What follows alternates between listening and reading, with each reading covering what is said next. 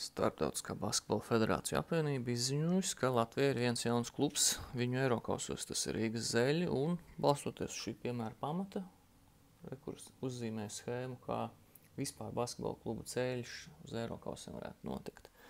Izmantošu, protams, Zeļu piemēru kā pamatu, bet tas principā strādā pilnīgi visiem arī, kas bija nesenākais jauna kluba piemērs, kas nokļuva FIBA kausos, bija ASK Rīga, kurš īstenībā savu dzīvi uzsāka kā BK Rīga vai BK Rīga 2000, kāds viņam bija tas nosaukums 2000. Gadu sākumā, un viņi jau bija vecs klubs tajā brīdī, kad viņi sāka, lai gan ASK Rīga to darīja savā pirmajā sezonā, kā organizācija, teorētiskā, juridiskā konstrukcija viņa jau bija veca.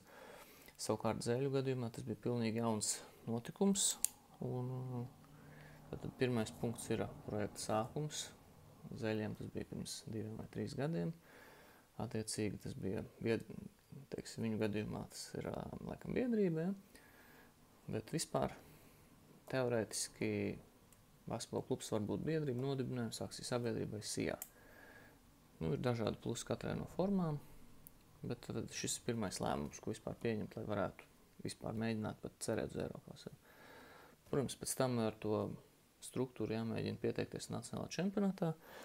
Konkrētajā piemērā basketbola klubs Rīgas Zeļi iekļuva Latvijas basketbola līgas augstākajā čempionātā bez kaut kādas konkrētas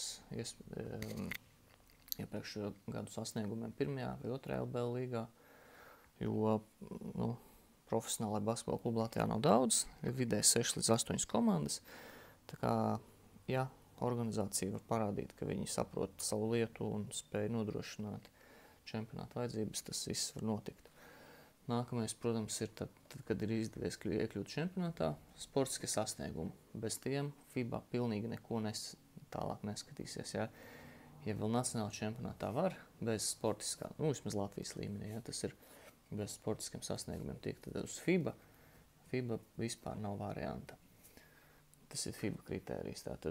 Un FIBA vēl prasa, lai komanda nebūtu starp pēdējiem trešdaļas klubiem palicis. Tas nozīmē, Latvijā ir 6 klubi, tas nozīmē, ka teorētiski 5. sastāvvieta pat nevar kandidēt uz FIBAs vietu. Šeit grafiks ir ļoti vienkārši. Sportisks sasniegumi nav, mēģinam vēlreiz. Zeļiem bija interesanti tas, ka viņi savā pirmajā gadā ieguva 2. vietu, bet Eirokausos nestartēja. Tur bija interesanta situācija, ka Basketbola savienība tikai 24. gada 17. jūlijā saņēma Zeļu iesniegumu, un 18. jūlijā nākamajā dienā jau lēma par statusu piešķiršanu. Tātad Ciprus informē, ka LBS saņems biedrības iesniegums par biedrības statusu piešķiršanu un informē par biedrības līdzšiniem sasniegumiem basketbola attīstībā. Attiecīgi pēc 2024. gada Zeļi tikai 2024. gadā šo reģistrāciju dabūja, lai gan sportiskie sasniegumi viņiem bija jau gadu iepriekš. Un attiecīgi tikai 2025. gadā klubs izpildīja FIBA prasību, un 25. gada jūlijā viņi ir iekļuvuši starp FIBA nominētiem klubiem, kas dabūs iespēju startēt FIBA Europe Cup 2025-2026.